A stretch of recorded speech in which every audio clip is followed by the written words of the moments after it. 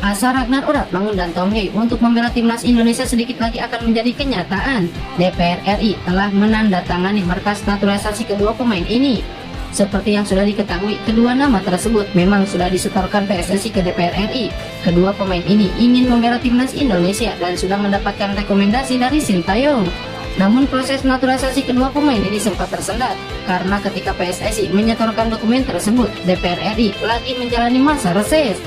Namun penantian kedua pemain ini untuk memperkuat skuad Garuda sedikit lagi akan kelar karena DPR RI sudah menandatangani berkas naturalisasi kedua pemain tersebut.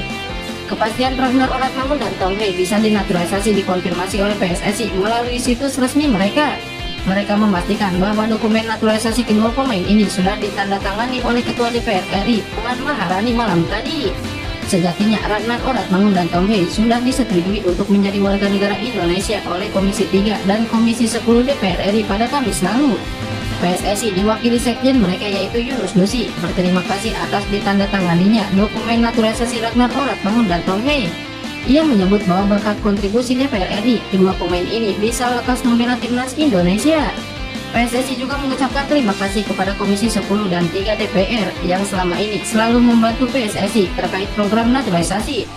Terima kasih juga kepada Ketua DPR Puan Maharani yang telah menandatangani permohonan kewarganegaraan ini, kata Sekjen PSSI Yunus Nusi.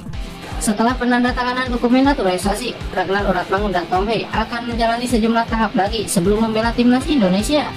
Yang pertama, keduanya akan menjalani sumpah sebagai warga negara Indonesia. Lalu mereka akan mengurus KTP Indonesia.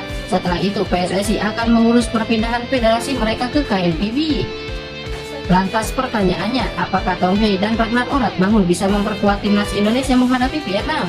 Jawabannya bisa saja terjadi jika PSSI berhasil melobi FIFA terkait masalah pendaftaran pemain yang seharusnya terakhir itu tanggal 13. Memang agak sulit, tapi kita tidak pernah tahu apa yang dilakukan PSSI di belakang layar.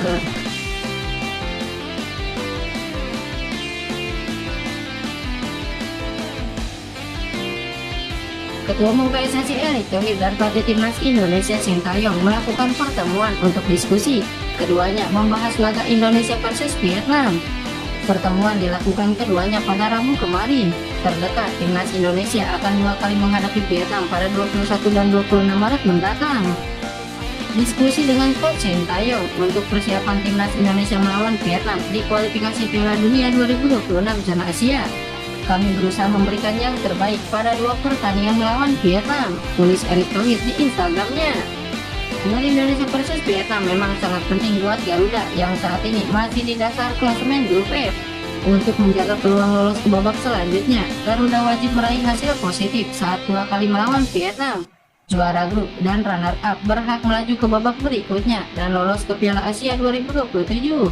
Sementara tim peringkat ketiga dan terakhir tidak berhak melanjutkan kiprahnya di kualifikasi Piala Dunia.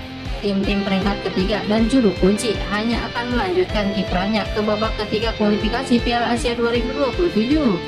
Garuda pun sudah menyiapkan agenda persiapan melawan Vietnam dan memanggil 28 pemain untuk berkumpul mulai 18 Maret mendatang.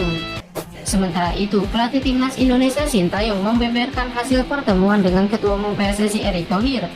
Dalam pertemuan tersebut, Sintayong melaporkan perkembangan terakhir skuad timnas, baik kesiapan fisik dan psikis jelang laga penting di kualifikasi Piala Dunia. Meski laga-laga di kualifikasi ini bukan menjadi bagian dari target antara Sintayong dengan PSSI, namun dirinya tetap serius, terutama menghadapi Vietnam yang belakangan menjadi rival abadi timnas Indonesia. Tadi saya laporkan perkembangan terakhir setiap pemain. Secara keseluruhan kondisi pemain bagus. Beberapa pemain yang saya temui di Eropa juga dalam keadaan terbaik. Saya sempat bertemu dan makan malam bersama, sekaligus membangun motivasi. Kami akan menjaga kondisi ini hingga laga penting 21 Maret di Jakarta dan juga di Vietnam. Saya akan memaksimalkan kekuatan tim yang ada. Saya berterima kasih atas usaha dari Ketua Umum PSSI dan pemerintah Indonesia yang menambah pemain-pemain berdarah Indonesia untuk menjadi bagian dari timnas. Meski saya akui hal itu sebagai tekanan, tapi saya akan berusaha yang terbaik untuk mempersiapkan tim ini agar kompak dan menang, jelas Sintayong.